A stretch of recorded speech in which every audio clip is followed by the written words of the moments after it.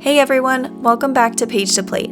Today we will be highlighting Joshua McFadden's toasted brown rice horchata from his sophomore release cookbook, Grains for Every Season. This book shares the theme of in-season cooking from his first book, 6 Seasons. However, this book focuses on what grains to use in each season.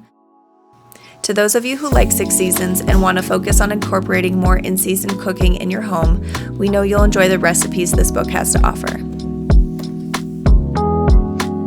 Place a skillet over medium-low heat and add the cinnamon stick, rice, and almonds.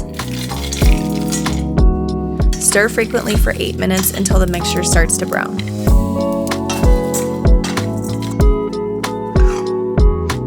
Place the mixture into a heat-proof bowl and add the syrup, vanilla, and salt. Break up the cinnamon stick into smaller pieces. Pour the boiling water into the bowl. Stir and allow the mixture to sit anywhere between 4 hours and overnight. Place the mixture into a high-powered blender.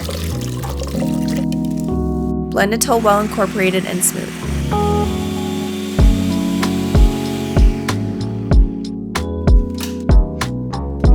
Place a fine mesh strainer over a bowl and strain the liquid through. Use a spatula to press as much liquid through as possible. Discard the solids.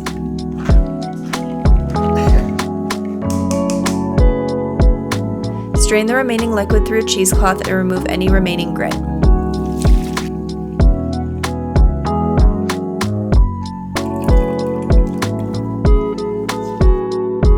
Pour your horchata into a jug to enjoy.